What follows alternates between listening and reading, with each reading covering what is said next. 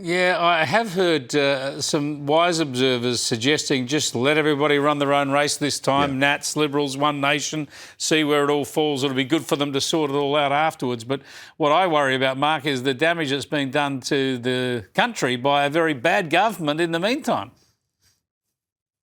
Yeah, look, that's 100% right. That's why I keep pumping Pauline up and just going like, don't worry about them. We just keep marching forward. And I think Johnny's going to experience the same thing. I think he's going to go in there, he's going to talk to Sussan and turn around and go, these people are acting like a bunch of lefties. What's going on? John Howard might walk out of that meeting wearing a One Nation shirt, like for things to turn around 360 degrees. You'd be like, Pauline Hanson's the only answer. Sorry, guys. That's the way to go. But, Tim, a lot of One Nation voters are going to have to work out and supporters are going to have to work out. In fact, Pauline Hanson's going to have to work out. How can she be Prime Minister from the Senate? Yeah, that's a bit of an ask, but yeah. It's all up for grabs, mate. We don't have to worry about, let's put the facts aside. Let's put constitutional issues. Let's put it on one side.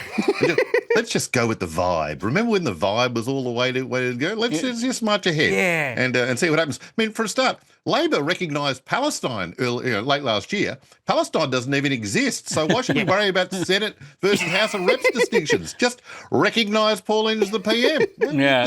Just have a reality bypass. All right, let's get on to another topic. And I noticed the latest data out of Melbourne showing that it's still full of empty office space. The Melbourne CBD is a ghost zone, they say. We know it headed that way during COVID, Mark, but no signs of recovery. Yeah, man, it's Narmageddon. It's 100% Narmageddon. I was 100% right again. It's a Labor apocalypse in there. It's really bad. I very rarely go and see the CBD. I saw it last week. And it is a ghost town. It's really bad. There's no, the workers is what creates a culture in the city. But at the moment, it's just tourists who I feel terrible for. Homeless, drunks, druggos. That's it. Like that's all that's there. It's I feel embarrassed by our capital city. It's absolutely astonishing. But hey, I love going into my office. I don't know why people want to work from home. I love going in my office. You can go into your office. It's got swastikas painted on it. It's really fun to go inside your office. That's a really great place to be. Exactly. There's a whole wide sweeping things that need to happen in Melbourne, mate. We need to fix it up on a lot of angles. Any update on that attack, that vandalisation of your offices with the swastika?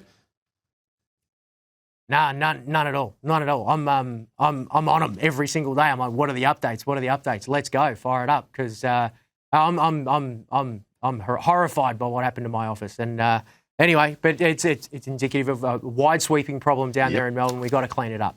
Yeah, right. Tim, I want to get your thoughts on this latest development in home shopping. From now on, you go down to Bunnings, you get yourself a sausage sizzle. You can also pick up a house for the backyard. Here's Channel 7's report.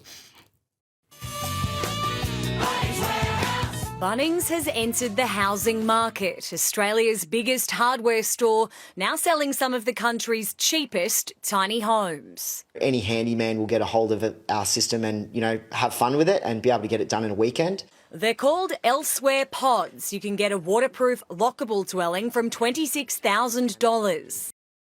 Whack up a house in your backyard, Tim. There's the solution to the nation's housing problem. It's interesting, isn't it, Chris, that you throw to me on this story. Let's find someone who can relate to living in a $26,000 pod, which I actually appear to be in as we speak.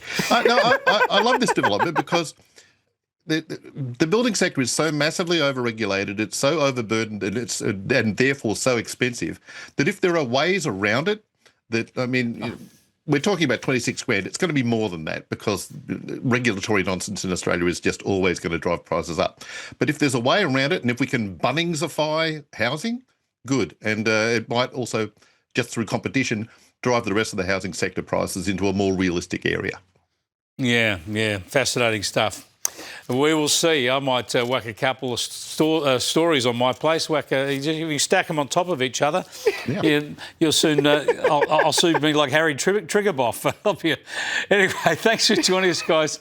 I appreciate it. Mark Nicholson there and Tim Blair. Don't forget to read Tim Blair's stuff